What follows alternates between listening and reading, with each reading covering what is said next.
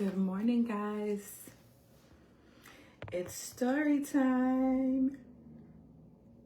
Okay, let me get all my distractions off my computer so I can pay attention, because y'all know how I am. Okay, so good morning. It's Monday. I know it's supposed to be Self-Care Monday, but guess what? I'm skipping Self-Care Monday this week because I had self-care all day Saturday and all day Sunday. I did nothing, and it felt really good. And I really needed it. Mentally, I just needed a break. But I've been wanting to share this story with you guys, so I thought I'd come on today and do it before too many of the details escape my mind. Yes, I'm still on crutches. Can you see my crutch back there? Yep. I'm down to one crutch. The boot is off. This is my injured foot. And my wound is healing really nicely. Got the stitches out last week, and I'm feeling good. I want to walk like normal so bad, but I feel like now I'm trying to do too much because I got a little courage by being able to take the boot off and be on one crutch. So I'm just trying to still take it easy. But I wanted to share this story with you guys because it happened. And yes, I did cut my hair some more, you guys. It's really short. It's really short. I did that on purpose though, because I have another 4 weeks of this. So I just wanted my hair to be super simple and easy, and I literally can wake up in the morning and be like whoosh, and I'm not looking like a troll doll. So I wanted to share this story with you guys. Where do I begin? I caught my assistant manager stealing. Okay. And I am totally confident talking about this with you guys and sharing this with you guys because I caught her. This was not I think maybe potentially it might be, I caught her red-handed. So, it was a very tough pill for me to swallow because this was somebody who I trusted, very much trusted. She was left there on Sundays to run my business for me, and act as myself or my daughter would in our absence. This was somebody who I was developing, who I was offering up classes to take to try to pour into her in her managerial role.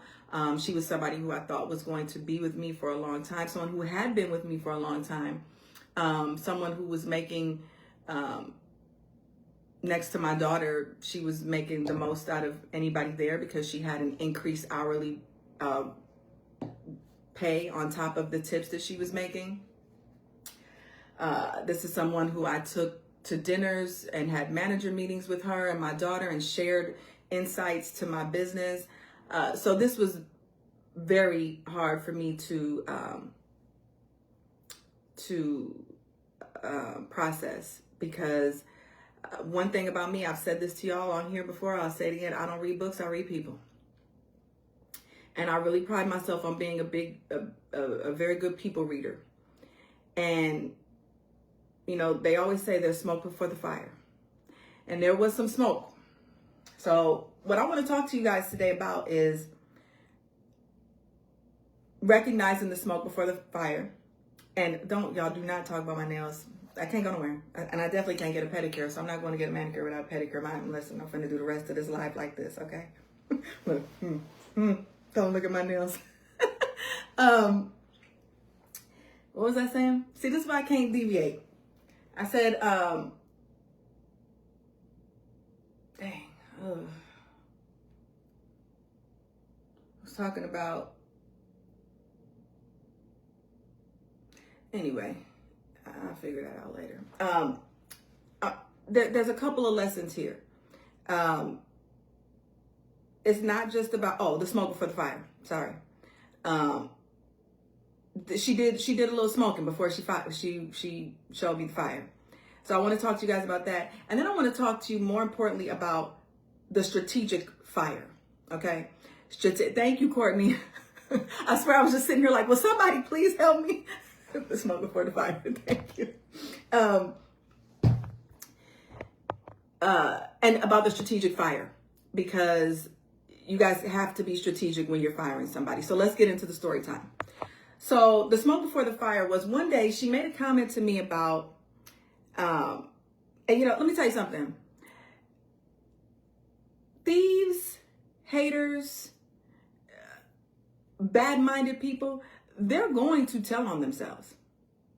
I tell y'all before, haters are some of the most transparent people you will ever meet. Okay, they're going to tell on themselves. And this was the first time she told on herself that made me raise an eyebrow. And I'm like, let me keep my eye on this girl. So one day she just randomly offered up, just in a regular conversation, she randomly offered up some information to me about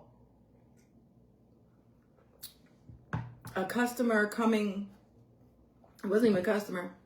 Somebody came, I guess, towards the end of the night when she was trying to close up, and they wanted to use the bathroom, and they paid her to use the bathroom. So right there, my antennas went up. I said, no, there's more to this. First of all, and I didn't say anything to her about it. See, I'm the type of person, I'm very strategic, and I usually just let people hang themselves. My first instinct was to say to her, you don't get paid for somebody to use my bathroom. That's not your bathroom. That's not your toilet paper. That's not your electricity. If any money was going to be collected from somebody using the bathroom, that should go into the register. But I let that go because I said, you know what?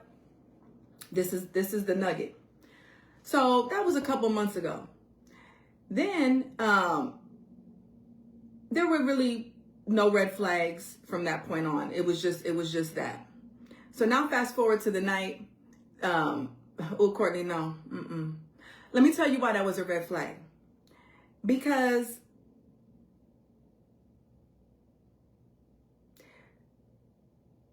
when something don't make sense, it's because it's not true. And that comment didn't make sense. One, because we weren't talking about that. There was absolutely no reason for her to bring that up. So that let me know that she in her mind, she did something, i.e. put some money in her pocket. And she was using that as an opportunity to cover that up. She was using that story that she shared willingly to try to use that to cover it up later if anything came back to bite her. Because in our cash handling policy, so our cash handling policy at Tropic is such that no money goes from hand to pocket, ever. I don't care if a customer handed you a $100 bill for a tip. The money never goes from your hand to your pocket. So they have tip jars that are designated with their names on it. The money is supposed to go in the tip jar, and we tip out at the end of the night collectively. Okay. So that was probably why she was putting that little nugget out there. Okay, so now fast forward to the day I got my surgery. The day I got my surgery, we were not open for business, but we opened that night because it was the day before Thanksgiving, and my team wanted to do a Friendsgiving, and they were going to do it at Tropic, and they were just inviting people that they knew. So it was like not necessarily open to the public. They were just inviting their personal friends. It's like a VIP list or whatever. So I go to the surgery, I come home, I'm sleeping, I'm in and out.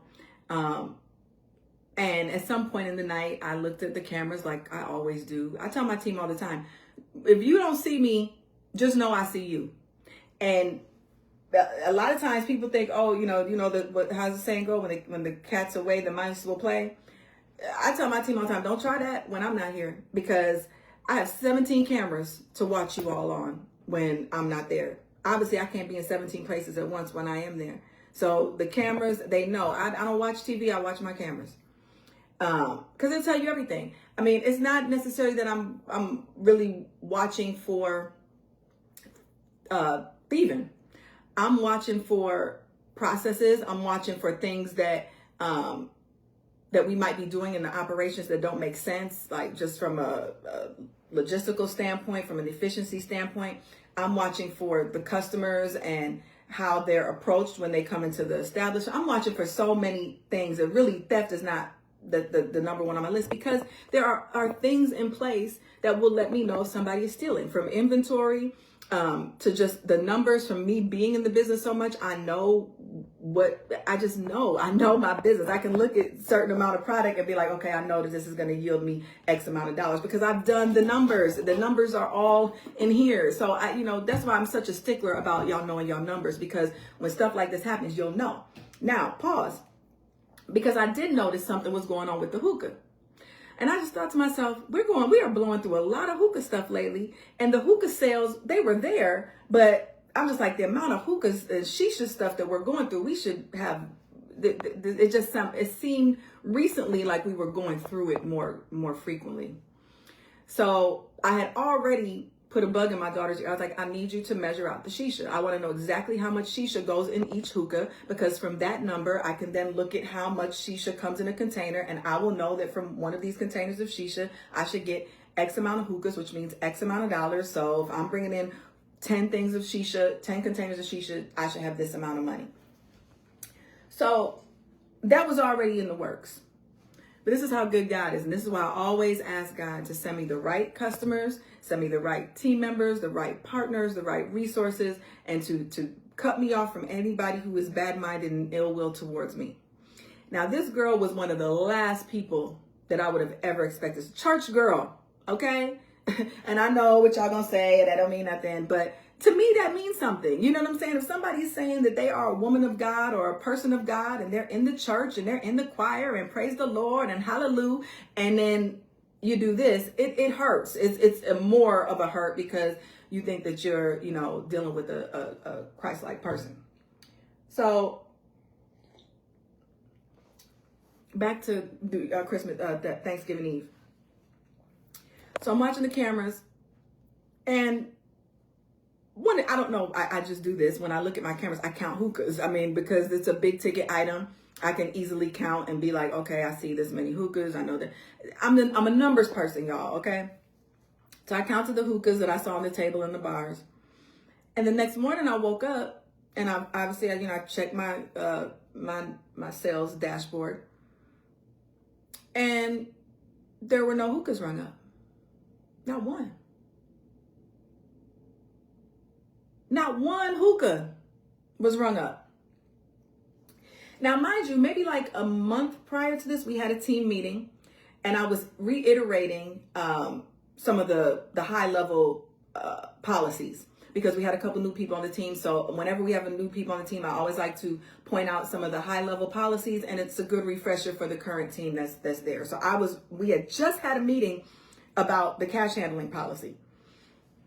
So I immediately, the first thing, the old Hyacinth, let me tell you what the old Hyacinth would have did. The old Hyacinth would have called her and just fired her, like instantly. That's the old Hyacinth. The new Hyacinth, the new improved, taste great, less filling Hyacinth, knows better than to act on impulse.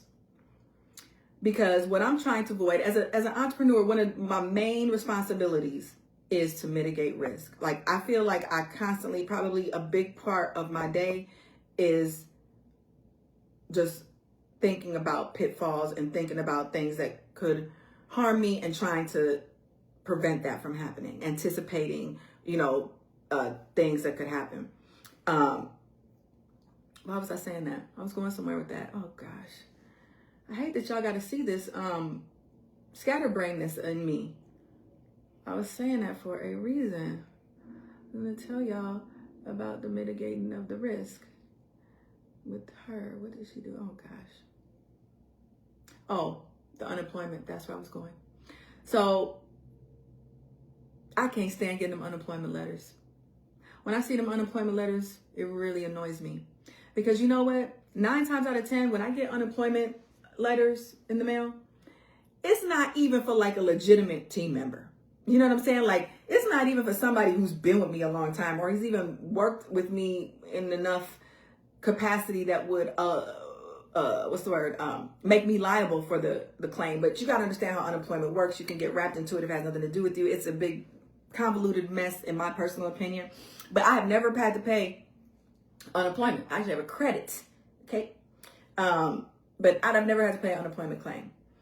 And I fought them when, I've had people who were there 2 days and tried to get it, or I've had people who quit and then tried to get it. And it's just, it's just tedious. You know what I'm saying? It's like calling to, I hate dialing any number to start with 608. Because remind me of the Wisconsin Department of Revenue. Like, it's traumatizing. So I don't want nothing to do with unemployment. I don't like to call them. I don't have to go back and forth with them trying to prove things to them. Like, it's a mess.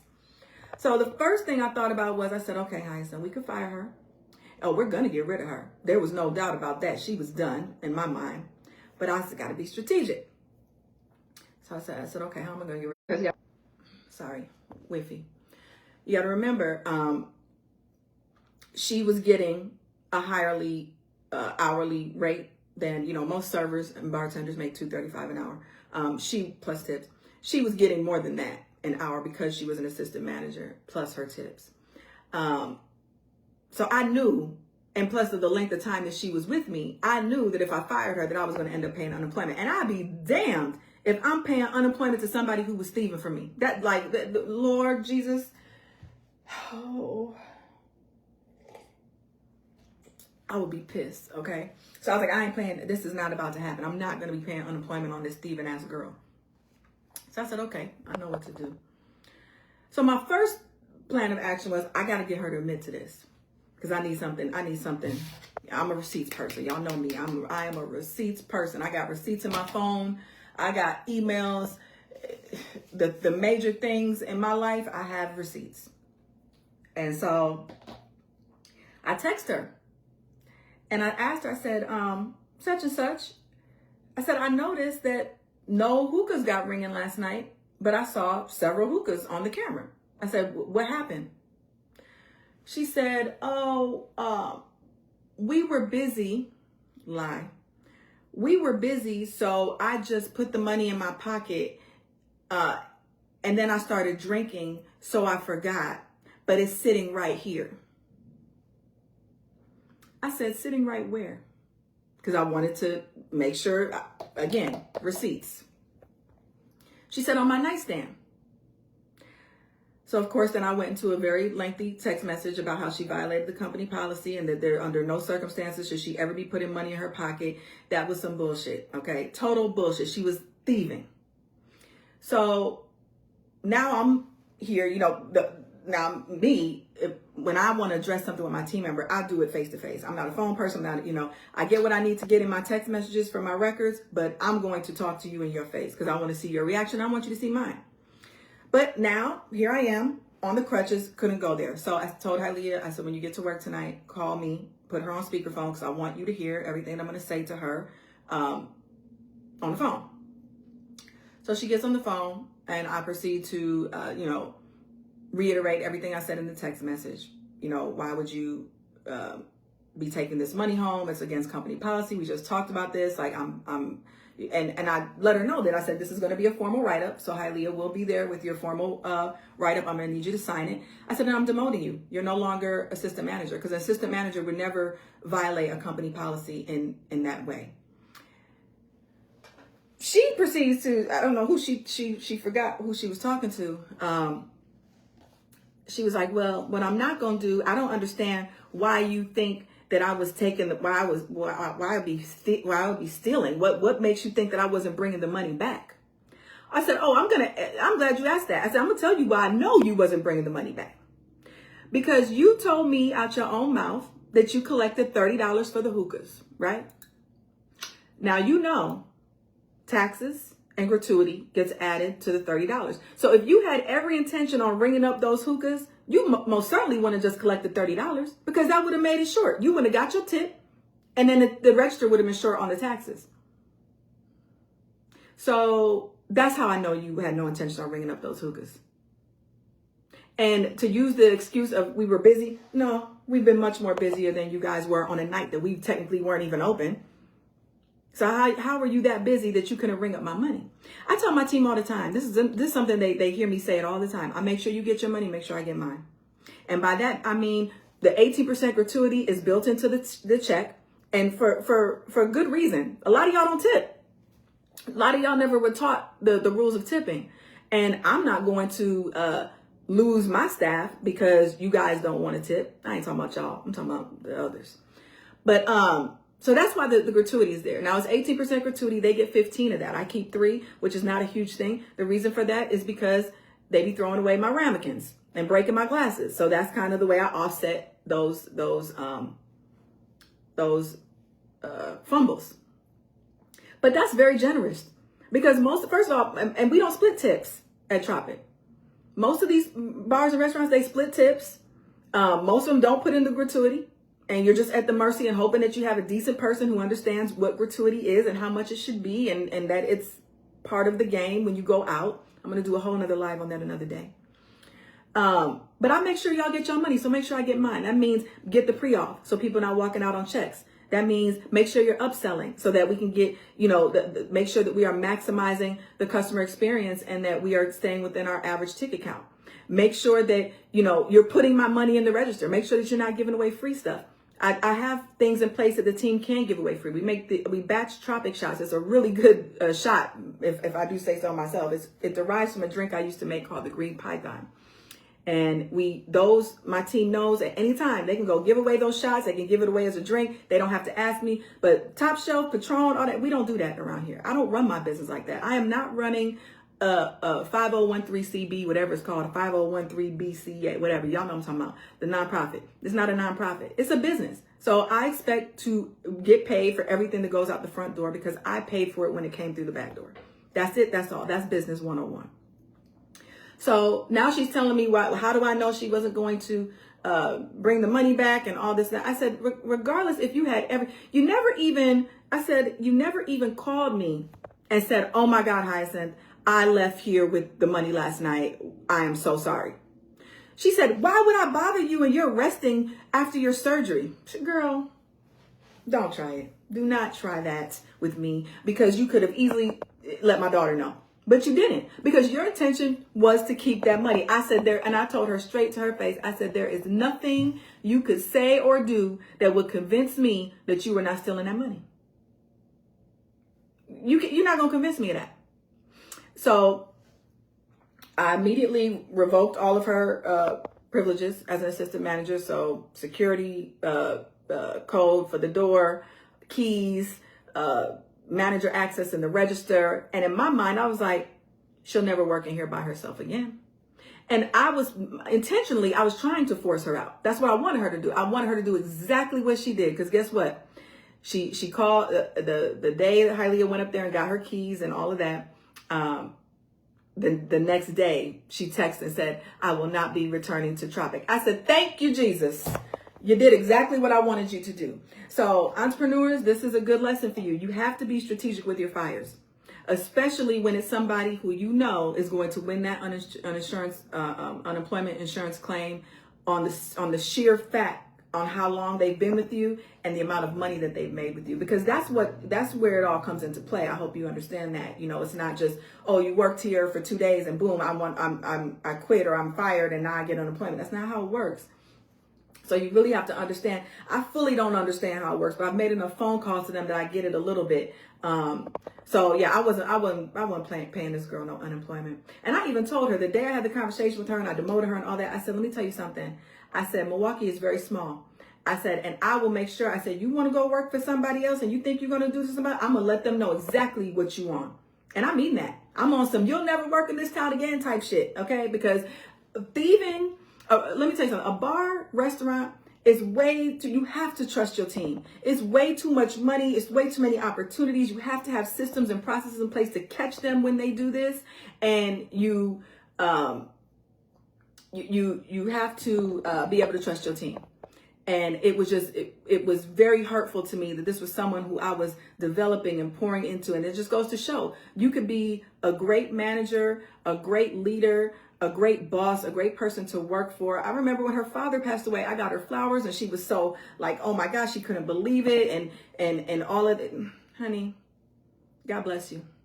Because God sees everything. God keeps the records, honey. And for you to be, that's one thing, it's one thing when people not, running around talking about hallelujah and all that. And then it makes it a little bit easier when somebody does something. Because it's like, okay, whatever, you did what you did. But when somebody is a Christian and then they are just wicked and bad-minded and just doing like horrible, and I'm not talking about like, every day, like, oh, I lost my temper. Oh, I had a weak moment. I'm talking about straight up 10 commandments, thou shalt not type activities, like thou shalt not steal. So, honey, you unfriended me, probably blocked me. Don't care. I really wish you wouldn't have did that, because then you would have got this message. And I'm telling you, if I catch you working in anybody else's bar, I will be letting them know about your thieving ways, because it's not right. It's not right when you make it. I mean, the last night she worked for me, this girl made over $400. Like you coming in here and easily making $300 a shift, but you still feel and we're not even talking about your paycheck, but you still feel the need to come in here and steal from me? Yeah, no. So entrepreneurs, a couple things. One, let me read some of y'all comments real quick.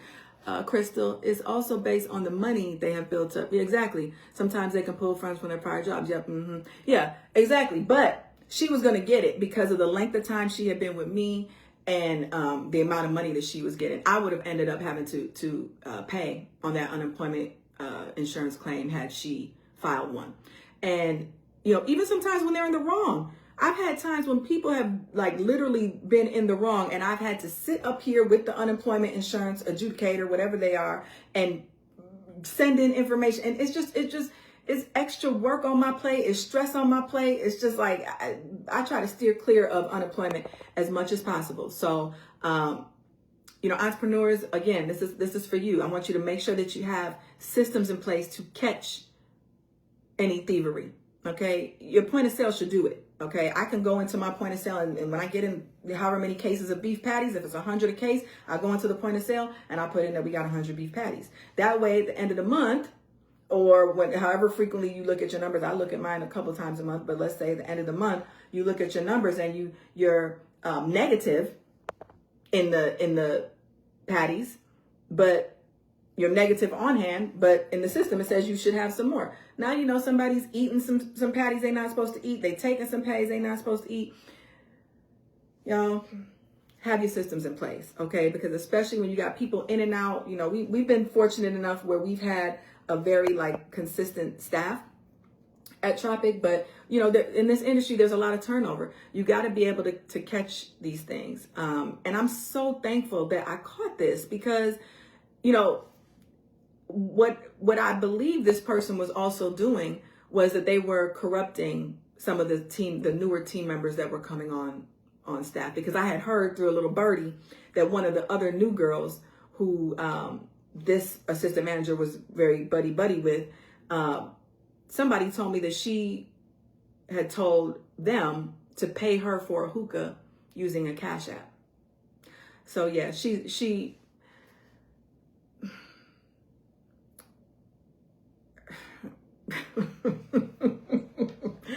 sometimes I gotta be quiet. Okay. Sometimes I gotta be strategic. You gotta be quiet sometimes. So yeah, I'm just glad I caught it. Unemployment is employee friendly. Yes. Resignations, unfortunately, may be considered based on the employee's stated reason. Hold on. For leaving. Yeah. Stated reason for leaving, caught stealing. And it's so funny because she worked at another restaurant, not like in the nightlife industry, but like a Italian restaurant or someplace. And my daughter had just mentioned to me that she's like, yeah, I guess she don't work there anymore, because we were gonna give her more hours at Tropic before we found this all out. And I said, well, what happened there? Hailey was like, I don't know. She said she was fired. Well, I don't know. I guess she said she quit. She was quit or fired or something. Quit, fire, that's exactly what she just tried to do with me. She knew she was going to get fired, so she quit first, which is great, which is perfect for me, actually. So thank you. Don't come again. All right, so I hope this helps someone today. Get your systems in place and be strategic when you're firing people, y'all. Have a great day.